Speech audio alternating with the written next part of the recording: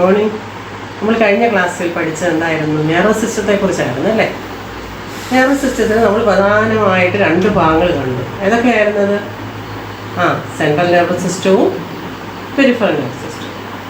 Central nervous സിസ്റ്റത്തിൻ്റെ പ്രധാന ഭാഗങ്ങളായിരുന്നു ബ്രെയിനും spinal കോഡും. പെരിഫറൽ നെർവസ് സിസ്റ്റത്തിൽ എന്തെല്ലാം കണ്ടു നമ്മൾ?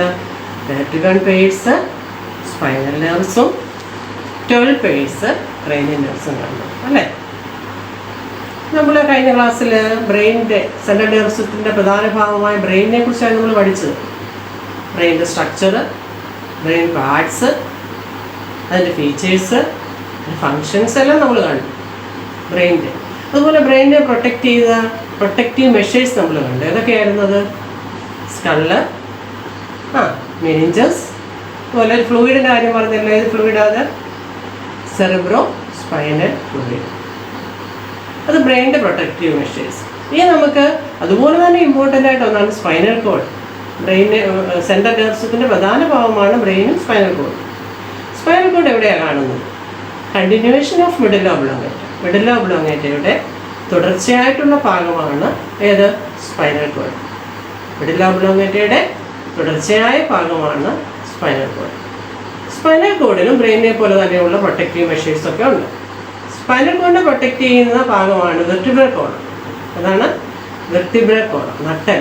നമ്മൾ 9ാം ക്ലാസ്സിൽ പഠിച്ചിട്ടുണ്ട്. 26 ബോൺസ് ചേരുന്നതാണ് നട്ടലെന്ന് പറയുന്നത്, വെർട്ടിബ്രൽ കോളം. 26 വെർട്ടിബ്രേ ചേരുന്നതാണ് വെർട്ടിബ്രൽ കോളം. അപ്പം ഈ സ്പൈനൽ കോഡിനെ പ്രൊട്ടക്റ്റ് ചെയ്യുന്ന ഭാഗമാണ് വെർട്ടിബ്രൽ കോളം. ബ്രെയിനെ പ്രൊട്ടക്റ്റ് ചെയ്തതുപോലെ ഇതിനെ പ്രൊട്ടക്റ്റ് ചെയ്യാനും മെനിഞ്ചസ് ഉണ്ട്. ഈ മെനിഞ്ചസിൻ്റെ ഈ ലെയറിൻ്റെ ഇടയിലും എന്തുണ്ട്? ഈ ഫ്ലൂയിഡ് ഉണ്ട്, CSF fluid, cerebro spinal fluid. ഇനി ഈ സ്പൈനൽ കോഡിൻ്റെ ഉള്ളിൽ കാണുന്ന ഒരു ഭാഗമാണ് സെൻട്രൽ കനാൽ. ഈ സെൻട്രൽ കനാലിലും ഈ ഫ്ലൂയിഡ് നിറഞ്ഞിരിക്കും, CSF എന്ന ഫ്ലൂയിഡ് നിറഞ്ഞിരിക്കും. ഇനി നമുക്ക് ഈ സ്പൈനൽ കോഡിൻ്റെ ഒരു ക്രോസ് സെക്ഷൻ പഠിക്കാനുണ്ട്.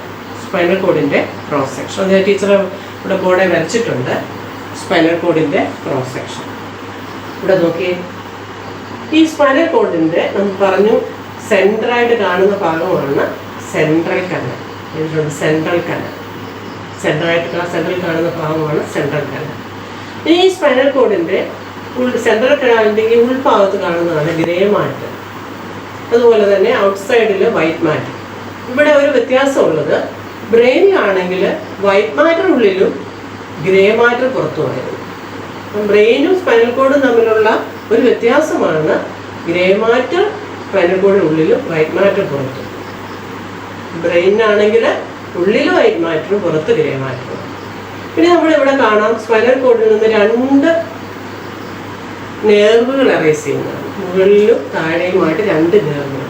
മുകളിൽ കാണുന്ന ഈ നെർവിനെ നമുക്ക് ഡോഴ്സൽ റൂട്ട് എന്ന് പറയാം. നമ്മൾ ടെക്സ്റ്റ് എടുക്കുക, ടെക്സ്റ്റിൽ ക്രോസ് സെക്ഷൻ നോക്കുക. ക്രോസ് സെക്ഷനിൽ ആ ഡോഴ്സൽ റൂട്ട് വെൻട്രൽ റൂട്ട് നമുക്ക് കാണാൻ കഴിയും.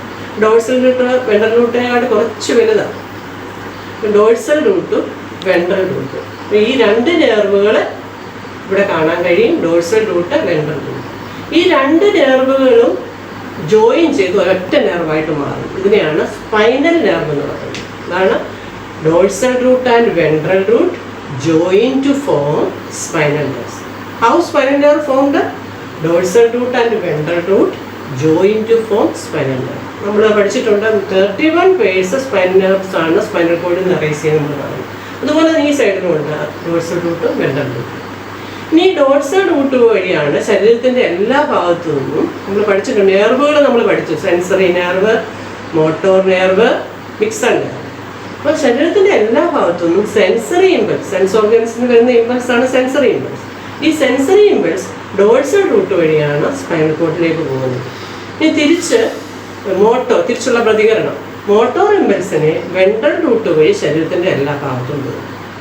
ഈ ഡോഴ്സൽ റൂട്ടും വെൻട്രൽ റൂട്ടും തമ്മിലൊരു ഡിഫറൻസ് ആണ്. അതാണ് sensory impulse transmit to the spinal cord through dorsal root. Motor impulse go out from the spinal cord through ventral root. ഇനി നമ്മൾ ഇതിൻ്റെ ഫങ്ഷൻ, അതാണ് മെയിനായിട്ടുള്ള സ്പൈനൽ കോഡിൻ്റെ ഫങ്ഷൻ. അപ്പോൾ ഇത് പ്രൊട്ടക്ഷൻ ഓഫ് സ്പൈനൽ കോഡ് നമ്മൾ പറഞ്ഞു. എന്താണ് പ്രൊട്ടക്ഷൻ? ഏതൊക്കെയാണ്? Vertebral column, meninges, CSF. Formation of spinal nerves, dorsal root and ventral root join to form spinal nerve. ഇനി difference between dorsal root and ventral root. Sensory impulse transmit to the dorsal root to spinal code.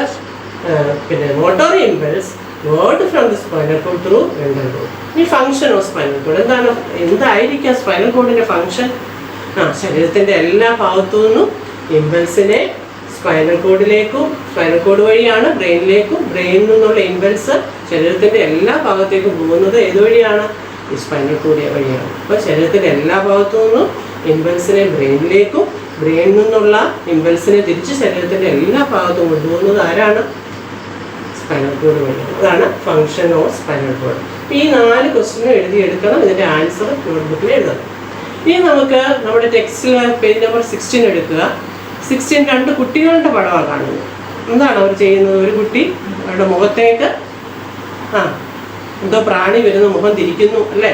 മറ്റേ അടുത്ത കുട്ടിയെ കാലിൽ മുള്ളു കൊള്ളുന്നു, കാല് പിൻവലിക്കുന്നു. അവരോട് ആരെങ്കിലും പറഞ്ഞിട്ടാണോ? അല്ല, അവരറിയാതെ തന്നെ കാല് പിൻവലിക്കുന്നു, മുഖം തിരിക്കുന്നു. ഇതിന് നമുക്കൊരു പേര് വിളിക്കാം, ആക്സിഡൻ്റൽ ആൻഡ് ഇൻവോളണ്ടറി റെസ്പോൺസ്. ഇതിനെ നമുക്ക് റിഫ്ലെക്സ് ആക്ഷൻ എന്ന് പറയാം. എന്താണ് reflex action? Accidental and involuntary response to the stimuli are called എന്താ? Reflex action. ഇനി അവിടെ ഒരു റിഫ്ലെക്സ് ആക്ഷൻ്റെ എക്സാമ്പിൾ കൊടുത്തിട്ടുണ്ട്. നിങ്ങൾ ആ പേജിൽ തന്നെ pathway of the reflex action എന്ന് പറഞ്ഞൊരു പിക്ചറൊക്കെ കൊടുത്തിട്ട് കാണാൻ കഴിയും. അവിടെ നമ്മൾ കാണുന്നത് ഒരു കുട്ടി എന്ത് ചെയ്യുന്നു? തീയിലേക്ക് തൊടുന്നു. നമ്മൾ ചൂടുള്ള വസ്തുവിൽ തൊടുമ്പോൾ എന്ത് ചെയ്യും? അവിടെയുള്ള എന്ത് ചെയ്യുന്നു? പിന്നെ എന്താ റെസിപ്റ്റർ, അവിടെ എല്ലാം റെസിപ്റ്റേഴ്സ് ഉണ്ട്. കയ്യിൽ, നമ്മുടെ ശരീരത്തിൻ്റെ പല ഭാഗത്തും റെസിപ്റ്റേഴ്സ് ഉണ്ട്. അപ്പോൾ ഈ തീയിലേക്ക് തൊടുമ്പോൾ ആ കയ്യിലെ റെസിപ്റ്റർ സ്റ്റിമുലേറ്റ് ചെയ്യുന്നു. അവിടെ എന്ത് ഇമ്പൾസ് ഫോം ചെയ്യും? ജനറേറ്റ് ഇമ്പൾസ് ഫോം ചെയ്യുന്നു. എന്നിട്ട് ഈ ഇമ്പൾസിനെ എന്ത് ചെയ്യുന്നു? സെൻസറി ന്യൂറോണ് എവിടെ എത്തിക്കുന്നു? നമ്മൾ പഠിച്ചിട്ടുണ്ട്. എവിടെ എത്തിക്കുന്നു? സ്പൈനൽ കോഡിൽ എത്തിക്കുന്നു. അങ്ങനെ കൊണ്ടുപോകുന്ന ആരാ? Sensory neuron carries impulse to the spinal cord. അപ്പം sensory neuron receptor generate impulse, sensory neuron carries impulse to the spinal cord. Spinal cord അപ്പോൾ ഇമ്പൾസിനെ എത്തി. അപ്പോൾ സ്പൈനൽ കോഡിൽ എത്തിക്കഴിയുമ്പോൾ അവിടെ സെൻസറി ന്യൂറോണിനും മോട്ടോർ ന്യൂറോണിനും ഇടയിൽ ഒരു ന്യൂറോൺ ഉണ്ട്. അതിനാണ് ഇന്റർ ന്യൂറോൺ എന്ന് പറയുന്നത്. ഈ ഇന്റർ ന്യൂറോൺ എന്ത് ചെയ്യുന്നു? പെട്ടെന്ന് ക്വിക്ക് റെസ്പോൺസ് കൊടുക്കുന്നു. ഇതിന് തിരിച്ചുള്ള പ്രതികരണം എന്താണ്? പ്രതികരണം എന്തുമായിരിക്കും? കൈ പിൻവലിക്കാനുള്ള ആ പ്രതികരണം കൊടുത്തു കഴിയുമ്പോൾ ഈ പ്രതികരണത്തെ കൊണ്ടുവരുന്ന ആരാ? Motor neuron. മോട്ടോർ ന്യൂറോൺ എന്ത് ചെയ്യുന്നു? Carries the information from the spinal cord to related muscles. അപ്പോൾ എന്ത് ചെയ്യുന്നു? ആ മസിൽ എന്ത് ചെയ്യുന്നു? പെട്ടെന്ന് എന്ത് ചെയ്യുന്നു? ആ കൈ പിൻവലിക്കാനുള്ള എന്താ വിത്ഡ്രോസ് ദ ഹാൻഡ് ബൈ ദി അവിടെ നിന്ന് കൈ പിൻവലിക്കാനുള്ള ആ നിർദ്ദേശം കൊടുക്കുന്നു. ഒന്നുകൂടെ പറയാം. receptor generate impulse, sensory neuron carries these impulse to the spinal cord, ഇന്റർന്യൂറോൺ തിരിച്ച് ക്വിക്ക് റെസ്പോൺസ് കൊടുക്കുന്നു. ഈ ക്വിക്ക് റെസ്പോൺസിനെ മോട്ടോർ ന്യൂറോൺ മസിൽസിലേക്ക് എത്തിക്കുന്നു. മസിൽ എന്ത് ചെയ്യുന്നു? പെട്ടെന്ന് നിർദ്ദേശം കൊടുക്കുന്നു കൈക്ക് കൈ പിൻവലിക്കാൻ. ഇനി അതിൻ്റെ തൊട്ടടുത്ത പേജ് നമ്പർ 17 ഒരു ഫ്ലോ ചാർട്ട് കൊടുത്തിട്ടുണ്ട്. ആ ഫ്ലോ ചാർട്ട് നിങ്ങൾ ഫില്ല് ചെയ്യണം. ഞാൻ പറയാം ഫ്ലോ ചാർട്ട് എന്താണ്. ഫസ്റ്റ് ബോക്സിൽ സ്റ്റിമുലസ് കൊടുത്തിട്ടുണ്ട്. അതിന് അടുത്ത് എന്തോ നിങ്ങൾ എഴുതും. അടുത്ത് എന്താ വരുന്നത്? ഇപ്പോൾ ഈ പാത്വേ അനുസരിച്ച് നിങ്ങൾ അടുത്ത ബോക്സിൽ എന്തോ ആയിരിക്കും എഴുതേണ്ടത് അവിടെ എഴുതുക. റെസിപ്റ്ററിന് എഴുതണം. റെസിപ്റ്റർ. തൊട്ടടുത്ത ബോക്സിൽ എന്തോ എഴുതും? ഇതിനെ കൊണ്ടുപോകുന്ന ആരാ? സെൻസറി ന്യൂറോൺ എഴുതും. അതിന് തൊട്ട് താഴെ ബോക്സിൽ എന്ത് എഴുതും? ഇന്റർ ന്യൂറോൺ കഴിഞ്ഞ് അടുത്ത ബോക്സിൽ മോട്ടോർ ന്യൂറോൺ, പിന്നെ ലാസ്റ്റിൽ റിലേറ്റഡ് മസിൽ. ഫ്ലോ ചാർട്ട് ഒന്നുകൂടെ പറയാം. Stimulus, receptor, sensory neuron, interneuron, motor neuron, related muscles. ഇതാണ് റിഫ്ലെക്സ് ആക്ഷൻ്റെ പാത്വേ. ഇനിയുണ്ട് അതിനകത്ത് റിഫ്ലെക്സ് ആർക്ക് എന്ന ഭാഗമാണ്. എന്താണ് reflex arc? Is the pathway of impulse in the reflex action. Reflex ആക്ഷനിലെ ആ പാത്വേക്ക് ഒരു പേര് കൊടുക്കുക. അതിനെന്താ പറയുന്നത്? Reflex arc. What is reflex arc? അത് ഇമ്പോർട്ടൻ്റ് ആണ്. Is the pathway of impulse in the reflex action. Reflex arc is the pathway of impulse in the reflex action.